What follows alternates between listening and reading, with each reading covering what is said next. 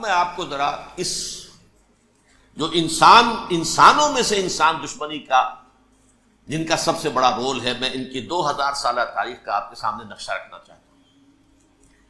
ان 1400 سال کا تو میں نے صرف 4 آپ کو پوائنٹس بتائے۔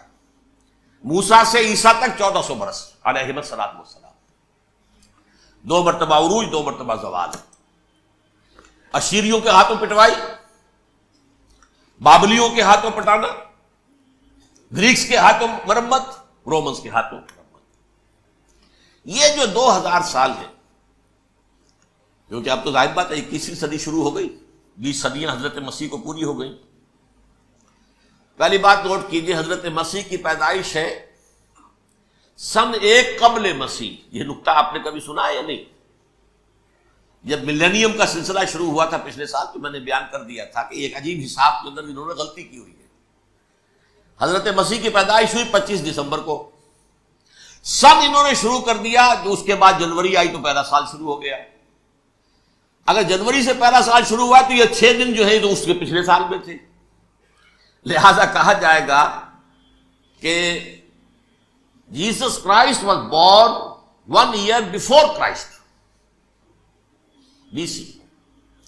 تو 1 قبل مسیح میں حضرت مسیح کی پیدائش ہوئی۔ یہ آخری اسرائیلی نبی اور رسول۔ یہودی علماء کی مخالفت، دشمنی، سولی پر چڑھوا دینا میں بیان کر چکا ہوں۔ سن 33 عیسوی میں، جبکہ حضرت مسیح کی عمر 33 برس تھی، اللہ تعالیٰ نے انہیں زندہ آسمان پر اٹھا لیا، لیکن یہودیوں نے اپنے خیال کے مطابق انہیں سولی پر چڑھوا دیا، ان کی موت واقع ہو گئی۔ اگرچہ اس کے بعد یہ اختلاف ہے ان میں، یہودی کہتے ہیں وہ سولی پر چڑھ گیا، ختم ہوا، مر گیا۔ عیسائی کہتے ہیں نہیں، انتقال ہوا ہے مسیح کا صلیب پر، لیکن پھر وہ دوبارہ زندہ ہو گئے ہیں۔ ان کی لاش ایک غار میں رکھ دی گئی تھی، وہاں ریزریکشن ہو گیا، ان کا باعث بعد الموت وہیں ہو گیا، اور پھر انہیں اللہ نے زندہ آسمان پر اٹھا لیا۔ تو ہمارے اور عیسائیوں کے درمیان نوٹ کر لیجئے، یہ چیز مشترک ہے کہ حضرت مسیح آسمان پر زندہ اٹھائے گئے۔ فرق کیا ہے؟ وہ سمجھتے ہیں کہ سولی دیے گئے، سولی پر مرے، پھر زندہ ہوئے، پھر گئے۔ ہم سمجھتے ہیں کہ نہیں، وما صلبوہ وما قتلوہ، انہوں نے نہ صلیب دے سکے انہیں اور نہ انہیں قتل کر سکے، بل رفع اللہ الیہ، اللہ نے اٹھا لیا۔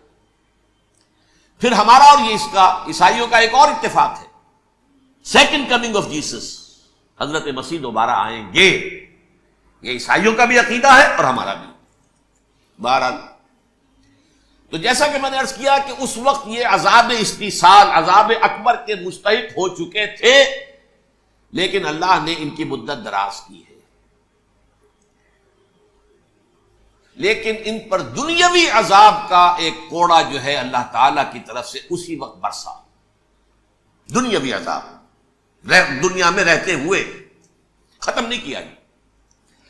37 برس بعد، حضرت مسیح کے رفع سماوی کے 37 برس بعد، سن 70 میں یہودیوں نے بغاوت کی رومیوں کے خلاف۔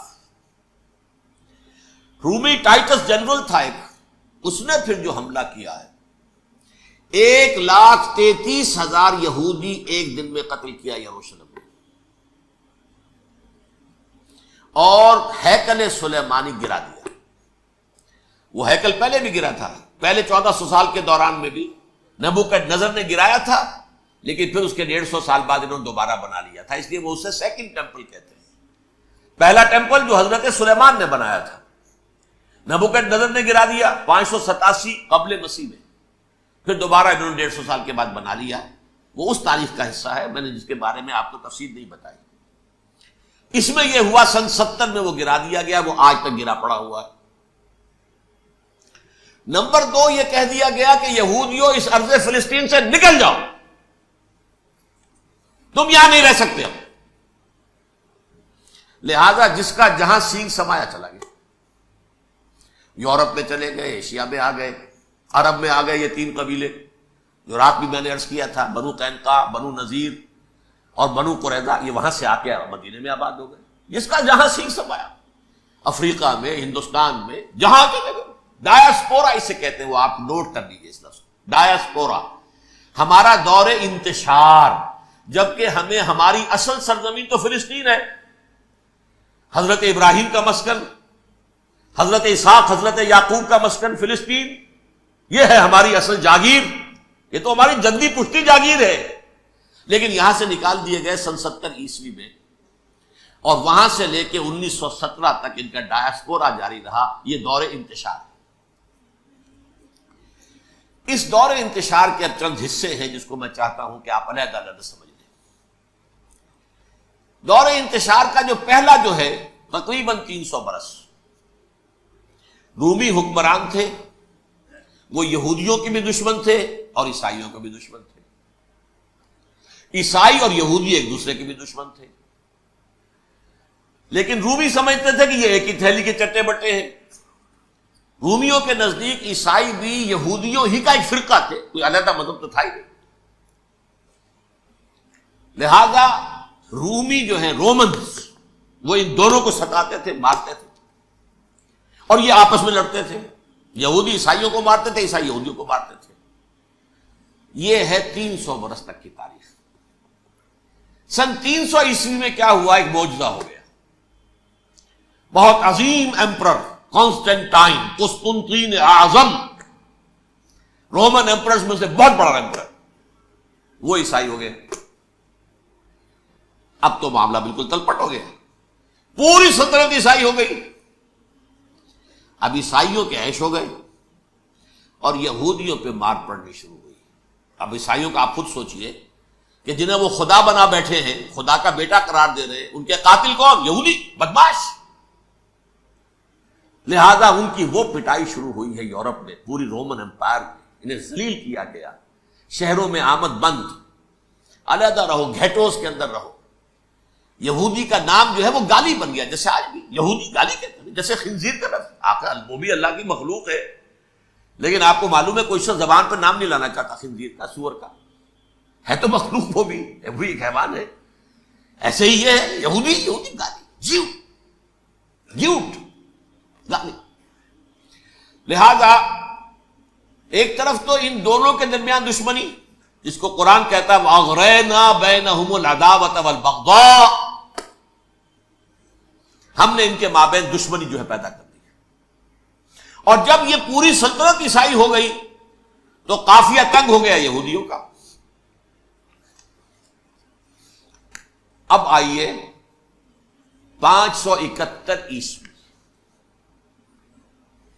یعنی جبکہ ڈایاسپورا کو کتنا عرصہ ہو چکا تھا؟ 500 برس۔ سن 70 سے شروع ہوا نا ڈایاسپورا، جب ٹائٹس نے گرایا ہے ہیکل کو اور نکال باہر کیا انہیں فلسطین سے، بھاگ جاؤ یہاں ایک یہودی بھی نہیں رہے گا، فلسطین سے نکال دیے۔ اس کے پورے 500 برس بعد سن 571 عیسوی میں حضور کی پیدائش ہوئی، ولادت با سعادت محمد الرسول اللہ صلی اللہ علیہ وسلم۔ 610 میں آپ پر وحی کا آغاز ہوا، لیکن حضور کے ساتھ ان کا معاملہ کیا رہا؟ اول تو جبکہ حضور ابھی مکے ہی میں تھے، یہودیوں نے ریشہ دوانیاں شروع کر دی حضور کے خلاف۔ قریش مکہ کو سکھاتے تھے، پڑھاتے تھے، ان سے یہ پوچھو، ان سے یہ پوچھو، یہ اس طرح تنگ کرو، ان سے یہ امتحان لو، یہ آپ کے علم میں۔ سورہ بنی اسرائیل میں، سورہ کہف میں وہ سوالات، جو امتحانی سوالات آئے تھے، ذوالقرنین کون تھا، اصحاب کہف کون تھے، رسول بنے پھرتے ہو تو بتاؤ، اور یہ روح کی حقیقت کیا بتاؤ، یہ ساری ریشہ دوانیاں کر رہے تھے بیٹھے ہوئے ابھی وہیں پر، حضور ابھی پہنچے بھی نہیں۔ ہجرت فرما کر حضور تشریف لے آئے تو حضور نے، جسے ماسٹر سٹروک کہا جائے گا، یعنی اسٹیٹس مین شپ کا ماسٹر سٹروک، آپ نے مدینے میں آتے یہودیوں کے ساتھ پیکٹ کر دیا، جوائنٹ ڈیفنس پیکٹ آف مدینہ، کہ اگر مکے والے ہم پر حملہ کریں گے تو ہم مل جل کر ایک قوم کی حیثیت سے مقابلہ کریں گے۔ یہ میثاق مدینہ کہلاتا ہے، جس کے بہت غلط معنی پہنائے جا رہے ہیں آج کل۔ بہرحال میں موضوع میرا چونکہ یہ نہیں، میں ادھر نہیں جاؤں گا، لیکن ہوا کیا؟ ہر مرتبہ یہ خیانت کے مرتکب ہوئے، ان نے جو عہد کیے تھے ان سے پھرے، اندر ہی اندر سازش، ریشہ دوانی، حضور کی بدترین دشمنی۔ سورہ نساء کی آیت نمبر 12 میں 14 میں 13 میں فرمایا ہے لا تزال تطلع علی خائنۃ منہم، اے نبی ہمیشہ آپ کے علم میں ان کی طرف سے خیانتیں، بدیانتیاں آتی رہیں گی. اور بار بار وہ مسلسل جنگ کی آگ بھڑکاتے تھے. قریش کو دعوت دیتے، آؤ آؤ آؤ، ہم اندر سے بغاوت کر دیں گے، تم آؤ تو صحیح، ختم کریں محمد کو اور اہل ایمان کو صلی اللہ علیہ وسلم ورضی اللہ تعالی عنہم اجمعین. لیکن پھر جب وہ آتے تھے تو یہ دبک جاتے تھے، ان میں ہمت نہیں تھی. میدان کے مرد نہیں رہے تھے. یہ سورہ حشر میں ان کا نقشہ کھینچا گیا ہے. کھلے میدان میں مقابلے کی اس کے اندر صلاحیت ہی نہیں ہے. یہ تو فصیلوں کے پیچھے سے، جیسے عورتیں کہیں دیہات میں لڑائی ہوتی ہے تو مرد جو ہے گلیوں میں لڑتے ہیں، عورتیں اوپر سے پتھر پھینکتی ہیں، بس وہ کام یہ کر سکتے تھے. من ورائے جدر، فصیلوں کے پیچھے سے، جنگ میں میدان میں نہیں آ سکتے. بہرحال قرآن مجید میں ہے یہ سورہ مائدہ کی آیت نمبر 64، کلما اوقدوا نارا للحرب اطفاها اللہ. اکثر و بیشتر مواقع پر تو یہ جب آگ بھڑکاتے تھے جنگ کی، اللہ اسے بجھا دیتا تھا. لیکن بہرحال اس کے باوجود جنگیں ہوئی، غزوہ بدر، غزوہ احد ہوئی کہ نہیں؟ یہ ساری اصل شرارت ہوئی. اور اس کے نتیجے میں حضور نے پھر ایک ایک کر کے 3 قبیلوں کو سزا دی. غزوہ بدر کے فوراً بعد بنو قینقاع نکالے گئے مدینے سے، غزوہ احد کے فوراً بعد بنو نذیر نکالے گئے، اور غزوہ احزاب کے بعد بنو قریظہ نکال دیے گئے. یہ تو میں نے آپ کے سامنے رکھ دیا صرف حضور کے زمانے میں ان کا کیا رویہ رہا. دشمن، رات بھی ہم نے وہ آیت پڑھی تھی، لَتَجِدَنَّ أَشَدَّ النَّاسِ عَدَاوَةً لِلَّذِينَ آمَنُوا الْيَهُودُ وَالَّذِينَ أَشْرَكُوا. اہل ایمان کی دشمنی میں شدید ترین تم پاؤ گے یہودیوں کو اور مشرکین. مشرکین بھی بعد میں ہے، پہلے یہود. حضور کے بعد کیا ہوا اب یہ نوٹ کیجئے، یہ ان کی تاریخ کا دوسرا دور. حضرت عمر رضی اللہ تعالیٰ عنہ کا عہد خلافت ہے. بیت المقدس کا محاصرہ کیا گیا، فصیل بڑی اونچی، شہر اندر سے سیلف سفیشینٹ، حملے کا راستہ کوئی نہیں. محاصرہ طول کھینچ رہا ہے لیکن ان کے پاس رسد بھی موجود ہے، پانی بھی موجود ہے، وہ دروازے بند کر کے بیٹھے ہوئے. بالآخر اللہ تعالیٰ کی مشیت کا ظہور کیسے ہوا؟ ان کے کچھ علماء آئے فصیل پر، کہا دیکھو مسلمانوں، تم قیامت تک بھی یہاں پڑے رہو گے محاصرہ کر کے، ہمارا یہ شہر فتح نہیں ہوگا. ہاں ایک درویش بادشاہ کے ہاتھوں یہ شہر فتح ہونا ہے، لیکن تمہارے اندر ہمیں وہ نظر نہیں آ رہا. ابو عبیدہ بن الجراح رضی اللہ تعالی عنہ، امین هذه الامہ، ان کا فوراً ذہن گیا وہ درویش بادشاہ مدینے میں بیٹھا ہوا ہے عمر رضی اللہ تعالی. اب ایک اور عمر بھی ہے جو قندھار میں بیٹھا ہے. نقشہ وہی ہے، سادگی کی حد تک نقشہ وہی، بالکل وہی، اپنی آنکھوں سے دیکھا وہی سادگی. عمر اول، عمر ثانی تھے عمر بن عبد العزیز. اب ایک اللہ کے فضل سے اللہ تعالیٰ ایدہ اللہ بنصرتہ، اللہ تعالیٰ ان کی نصرت فرمائے، دشمنوں کو ان کے مقابلے میں نیست و نابود کرے. انہوں نے ریکویسٹ بھیج دی کہ حضور تشریف لائیے، یہ شہر فتح ہو جائے گا. وہ ہے سفر تاریخی، اتنا طویل سفر، تقریباً 700 میل، ایک اونٹ، ایک خادم، ایک منزل پہ امیر المومنین اوپر بیٹھے، خادم آگے چل رہا ہے، اگلی منزل پہ خادم اوپر بیٹھا ہے، امیر المومنین آگے جا رہا ہے. اور جب پہنچے ہیں تو وہ باری تھی خادم کی. انہوں نے ہاتھ جوڑ دیا، حضور خدا کے لیے تم کیا کہیں گے لوگ، وہ میرا برا حال کر دیں گے، تمہیں شرم نہیں آئی؟ امیر المومنین پیدل آگے چل رہے، لکیل پکڑ کر، اور تم بیٹھے ہو اوپر براجمان ہو. حضرت عمر فرمایا الدور دورک، نہیں باری تمہاری ہے، بیٹھ. اس حال میں پہنچے. اور پھر یہ کہ ابو عبیدہ بن الجراح آئے ہیں، استقبال کیا ہے تو دیکھا ہے اس حال میں چلے آ رہے ہیں. عمر لکیل پکڑے ہوئے چلے آ رہے ہیں، اور کہتے ہیں کہ کہیں کیچڑ ویچڑ تھا، جوتے خراب ہو گئے تھے، وہ بھی اتار کے ہاتھ میں پکڑے ہوئے، کپڑے تو تھے ہی پھٹے ہوئے. انہوں نے کہا بھی حضرت ابو عبیدہ نے، دیکھیے یہ بڑا متمدن ملک ہے، بڑا مہذب علاقہ ہے، یہ آپ ذرا حلیہ اپنا دوست فرما لیں تب جا کے پیش ہم آپ کو کریں گے. آپ نے فرمایا نحن قوم اعزنا اللہ بالاسلام، ہم وہ قوم ہیں جنہیں اللہ نے عزت دی ہے اسلام کے ذریعے سے. کپڑوں کے ذریعے سے نہیں، دولت کے ذریعے سے نہیں۔ اسی حال میں گئے ہیں، اوپر سے انہوں نے کھڑے ہو کر نشانیاں دیکھی ہیں، اپنی کتابیں کھولی، ہاں یہ وہی ہے، اچھا لو جی سرنڈر، شہر تمہارے ہاتھ میں۔ خون کا ایک قطرہ نہیں بہا اور بیت المقدس فتح ہو۔ لیکن اس وقت حضرت عمر نے ایک نرمی یہ کی کہ یہودیوں کے لیے بھی اسے اوپن سٹی قرار دے دیا۔ یہ احسان عظیم حضرت عمر کا۔ اس سے پہلے یہودی آ ہی نہیں سکتا تھا، داخل ہی نہیں ہو سکتا تھا، وہاں وہ آ کر وزٹ نہیں کر سکتا تھا، زیارت نہیں کر سکتا تھا اپنے مقدس مقامات کی۔ حضرت عمر نے یوں سمجھیے کہ تقریباً 550 برس کے بعد ان کے لیے راستہ کھولا ہے کہ ہاں تم آ سکتے ہو، زیارت کر سکتے ہو۔ لیکن یہ عیسائیوں نے لکھوایا معاہدے کے اندر، انہیں یہاں آپ آباد ہونے کی اجازت نہیں دیں، لیکن کم وزٹ دی پلیسز، دیکھیں زیارتیں کریں اور جائیں۔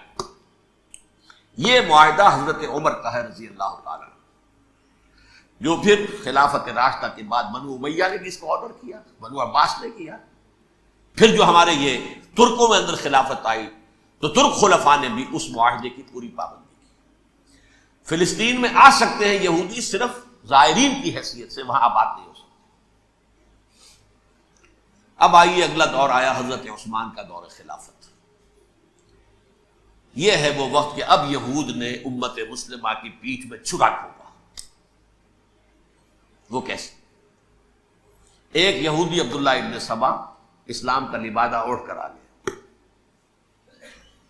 معاشرے کا جائزہ لے لیا، ان میں بنو ہاشم اور بنو امیہ میں جو پرانی کشاکش تھی اس کے کچھ نہ کچھ جراثیم باقی ہیں، اگر ان کو ذرا بھڑکا دے تو مسلمانوں میں انتشار پیدا ہو۔ کہا یہ عثمان کون ہے؟ یہ تو بنو امیہ میں سے ہے، یہ حق تو بنو ہاشم کا ہے، خلافت ان کے پاس ہونی چاہیے، محمد کے تو رشتہ دار وہ ہے صلی اللہ علیہ وسلم۔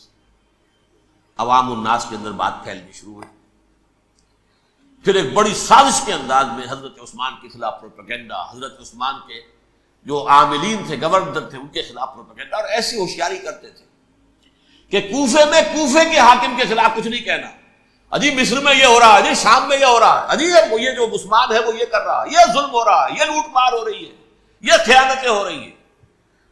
اب نہ تو اس زمانے میں مینز آف کمیونیکیشن، کیسے تصدیق کریں؟ افواہیں تو آپ آج کراچی کے اندر شروع ہو جائے تو پتہ نہیں چل سکتا کسی کو کہ کیا اس میں صداقت ہے کیا جھوٹ ہے، اور بری بات جو ہے فطرت انسانی کی کمزوری ہے وہ فوراً قبول کرتا ہے، کسی کے بارے میں اچھی بات ماننے کو تیار نہیں ہوتا لیکن بری بات تو فوراً تیار۔ بہرحال یہ فتنہ انہوں نے اٹھایا، حضرت علی کی الوہیت کا فتنہ اٹھایا، حضرت عثمان کے خلاف الفتنۃ الکبریٰ برپا کیا، حضرت عثمان شہید ہوئے۔ اس کے بعد 5 برس تک مسلمان ایک دوسرے کی گردنیں کاٹتے رہے، باہمی خانہ جنگی ہوئی، امت کو وہ زخم لگایا ہے جو آج تک جس سے خون رس رہا ہے۔ یہ شیعان عثمان اور شیعان علی تھے جو بعد میں پھر سنی اور شیعہ ہو، اور آج تک فتنہ کس نے جگایا؟ ایک عبداللہ ابن سبا یہودی اور اس کے کارندے، شیطان کا ایجنٹ، اور انسانوں میں سے بھی اس کے جو بھی حواریین تھے اور شیطانوں کے اندر سے بھی انہوں نے بھی اس آگ کو بھڑکایا۔ یہ آپ سوچ لیجئے کہ یہ کس نے وہ زخم لگایا؟ یہودی۔ اگلا دور آیا، خلافت راشدہ ختم ہوئی، بنو امیہ کا بھی دور کافی گزر گیا۔ طارق ابن زیاد 712 عیسوی میں حملہ کرتے ہیں اسپین پر۔ اسپین اس وقت عیسائیت کا بہت بڑا گڑھ، بڑے کٹر ترین عیسائی جو ہے وہ اسپین میں تھے، لہذا یہودیوں کی وہاں بہت پٹائی ہوتی تھی، بہت پٹائی ہوئی، یہ میں بتا چکا ہوں، دشمنی تھی ان کی تو چلی آ رہی تھی عیسائیوں کے ہاتھوں یہودیوں کی، وہ تو سن 300 عیسوی سے ایمپرر کانسٹنٹائن کے بعد سے شروع ہو گئی تھی۔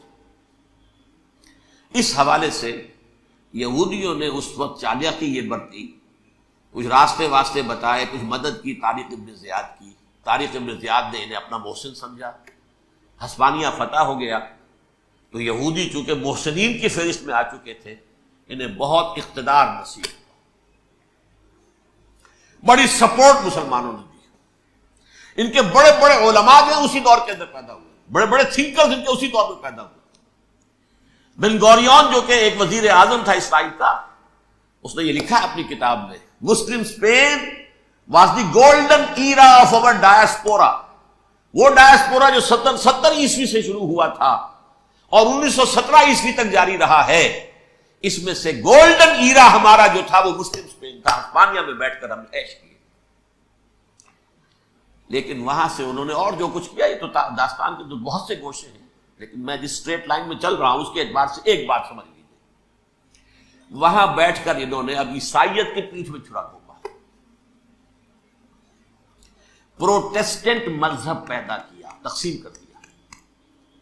جیسے شیعہ سنی کی تقسیم، عبداللہ ابن سبا، رومن کیتھولک اور پروٹیسٹنٹ کی تقسیم، یہودی علماء. ہوتا کیا تھا؟ ہسپانیہ کی یونیورسٹیاں ہیں، کارڈووا میں ہے، ٹولیڈو میں ہے، گریناڈا میں ہے، غرناطہ، قرطبہ، تولیتلا، اور وہاں آتے تھے لوگ. فرانس سے چلے آ رہے ہیں نوجوان پڑھنے کے لیے، جرمنی سے چلے آ رہے ہیں، اٹلی سے چلے آ رہے ہیں. 3 ہی ملک قریب ترین پڑھتے ہیں سینٹرل جو یورپ کے ہیں. یہاں پر جو ہے وہ اسلام جو نور پھیلا رہا تھا اس سے بھی مستفیض ہوئے. جہالت کے جو ہے پردے ان کے وہ چھٹے. اس کے ساتھ ہی وہ یہودی وہاں ان کے اندر جو جراثیم داخل کر رہے تھے وہ اس عیسائیت کے خلاف بغاوت، جو اس وقت دنیا میں عیسائیت اس وقت تھی. پوپ کا راج تھا دنیا میں اس وقت. یورپ میں جو عیسائیت تھی اس میں ایک طرف بادشاہ تھے، لیکن بادشاہوں کی حیثیت وہاں پر یوں سمجھ لیجئے کٹ پتلیوں کی تھی. اصل قوت پوپ کے ہاتھ میں. اور پوپ کو انہوں نے جیسے قرآن نے کہا اتخذوا احبارهم ورهبانهم اربابا من دون اللہ، چونکہ سینٹ پال نے شریعت موسوی ساقط کر دی تھی تو اب شریعت تھی ہی نہیں. پوپ کو اختیار تھا جس چیز کو چاہے حلال قرار دے دے، جس چیز کو چاہے حرام قرار دے دے. اتخذوا احبارهم ورهبانهم اربابا من دون اللہ. انہوں نے کہا صاحب یہ پوپ کس بلا کا نام ہے، یہ بھی انسان ہے. بات تو ٹھیک تھی نا. اصل حیثیت تو کتاب کی ہونی چاہیے، ڈیوائن بک، دی ریویلڈ اسکرپچر. لہذا یہ کتاب ہر شخص پڑھ سکتا ہے. کوئی پوپ کے باپ کو جو ہے کوئی اس کے لیے پروپرائٹری رائٹس تو نہیں ہے کہ صرف پوپ پڑھ سکتا ہے یا پادری پڑھ سکتے ہیں. ہم بھی پڑھ سکتے ہیں، ہم بھی سمجھ سکتے ہیں. یہ باتیں تھی کہ جن کو بڑھا چڑھا کر بیان کر کے اور پوپ کا اقتدار ختم کرا دیا اور توجہ مرکوز کر دی بائبل کی طرف. اب بائبل میں بڑا حصہ تو اولڈ ٹیسٹامنٹ کا ہے. نتیجہ کیا ہوا؟ یہود کی عظمت پروٹیسٹنٹس کے نزدیک مسلم ہو گئی. اصل قوم تو یہ ہے. وہ دشمنی بدلی کہ نہیں بدلی؟ موسیٰ کے امتی یہ ہے، تورات موسیٰ کو دی گئی، ابراہیم کی نسل یہ ہے. لہذا وہ جو دشمنی تھی، جو عداوت تھی کہ ہمارے خدا کو سوری چڑھانے والے ہیں یہ بدماش، اس کا ازالہ ہوا اس پروٹیسٹنٹ مذہب کے نتیجے میں. یہ میں اب آپ کو بتاتا ہوں کہ ایک نتیجہ وہ نکلا ہے جسے برٹرنڈ رسل نے بیان کیا ہے. اس کی کتاب ہے ان پریز آف آئیڈلنس، صفحہ 108.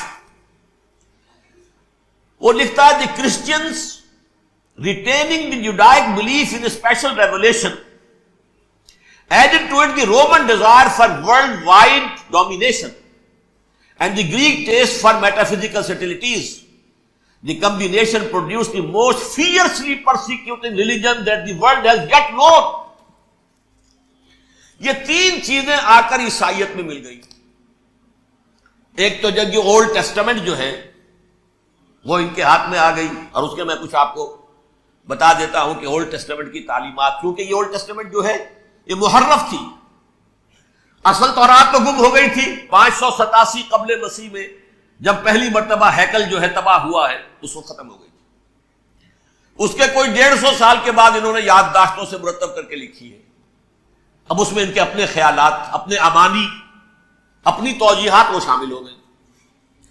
لہذا میں آپ کو حوالے دیتا ہوں اس کتاب کے اندر مظالم کی جو تعلیم دی گئی ہے اہل کتاب نے اپنے مظالم قتل عام کے جواز کے لیے تورات میں تبدیلیاں کی اور پیغمبروں پر دہشت ناکی اور بدترین حرام کاری کے الزامات لگائے. سنیے، پہلا حوالہ ہے یہ گنتی باب 31 آیات 17-18. اس لیے ان بچوں میں جتنے لڑکے ہیں سب کو مار ڈالو، اور جتنی عورتیں مرد کا منہ دیکھ چکی ہیں ان کو بھی قتل کر ڈالو، لیکن ان لڑکیوں کو جو مرد سے واقف نہیں اور اچھوتی ہیں اپنے لیے زندہ رکھو. یہ کسی اللہ کی کتاب کا یہ جملہ ہو سکتا ہے؟ کسی ریویل بک کا؟ اور سنیے، یہ ہے استثناء ڈیٹرانومی باب 20 آیت 16-18. پر ان قوموں کے شہروں میں جن کو خداوند تیرا خدا میراث کے طور پر تجھ کو دیتا ہے، کسی ذی نفس کو جیتا نہ بچا رکھنا، جیسا خداوند تیرے خدا نے تجھ کو حکم دیا بالکل نیست کر دینا. مرد، عورتیں، بچے، بوڑھے سب ختم. یہ کتاب مقدس ہے. اور سنیے، سموئیل باب 27 آیت نمبر 9. اور داؤد نے اس سرزمین کو تباہ کر ڈالا اور عورت مرد کسی کو جیتا نہ چھوڑا. نمبر 4، ان سب آباد شہروں کو ماں، عورتوں اور بچوں کے بالکل نابود کر ڈالا. کتاب استثناء باب 3 آیت 6. یہ ہے جو کہہ رہا ہے برٹرنڈ رسل، کرسچینٹی میں آ کر بھی 3 چیزیں شامل ہو گئی. ایک تو یہ باربیرین، یہ تعلیم جو ہے، اور یہ مذہب کے نام پہ تعلیم، یہ کتاب مقدس کی تعلیم. نمبر 2، رومنز کے اندر جو ایک تمنا تھی ورلڈ ڈومینیشن کی، وہ عیسائیت کے اندر آ گئی. اس لیے کہ پوری رومن امپائر جو ہے عیسائی ہو گئی، تو اسے وراثت کے اندر ورلڈ ڈومینیشن کی جو ایک تمنا تھی وہ مل گئی. اور پھر یہ کہ انہوں نے جو توہمات تھے یونانیوں کے، ان کو بھی اپنے ہاں مختلف شکلوں کے اندر جمع کر لیا. ان 3 چیزوں کا the combination produced the most fiercely persecuting religion that the world has yet known. اس کے نتیجے میں دنیا میں تاریخ انسانیت کے اندر جو بدترین خوخار ترین مذہب ہو سکتا ہے وہ شکل عیسائیت نے اختیار کی. اور اس کا مظہر عتم کیا تھا؟ نوٹ کیجیے، صلیبی جنگیں. ایک بات ٹائم ٹیبل کے اعتبار سے نوٹ کر لیجیے گا. فرسٹ ملینیم ختم ہوا، سیکنڈ شروع ہوا. ان کے 1000 سال ختم ہوئے تو 11ویں صدی میں سیکنڈ ملینیم شروع ہوا، تو پہلی صلیبی جنگیں ہوئی. لاکھوں مسلمان قتل کیے. صرف یروشلم کے اندر اتنا خون بہایا ہے کہ خود ان کے ہسٹورینز لکھتے ہیں کہ جب ان صلیبیوں نے جب گھوڑوں کے ساتھ وہ چل رہے تھے گلیوں میں، تو ان کے گھوڑوں کے گھٹنوں تک خون کی ندی بہ رہی تھی. جہاں سے گزرے ختم کرتے چلے گئے، آبادیاں کی آبادیاں ختم ہوئی. اگرچہ اس کروسیڈ میں گیہوں کے ساتھ گھن بھی پسا، یہودی بھی بہت مارے گئے. یہ فرانس سے، جرمنی سے جب یہ کروسیڈرز آ رہے تھے، 3000 میل کا سفر طے کر کے آئے تھے. سوچئے تو صحیح. اربن ثانی پوپ جو تھا، آگ لگا دی تھی اس نے پورے یورپ کے اندر. شرم سے ڈوب مرو، تمہارے مقدس علاقے مسلمانوں کے ہاتھ میں. انفیڈلز، یہ کافر، یہ مرتد، یہ ملحد. مسیح جہاں پیدا ہوا، مسیح کو جہاں سولی دی گئی، وہ کہاں ہے؟ ان کے ہاتھ میں. وہ آگ لگائی ہے، 3000 میل کا فاصلہ طے کر کے یہ 2 قومیں آئی ہیں، اور جو تباہی مچائی ہے. تاریخ انسانی میں ایسی بربریت کی کوئی مثال. اور یہ ان کے اپنے ہسٹورینز لکھتے ہیں. شرم کے بارے ایسے محسوس ہوتا ہے جیسے ان کی گردنیں جھکی.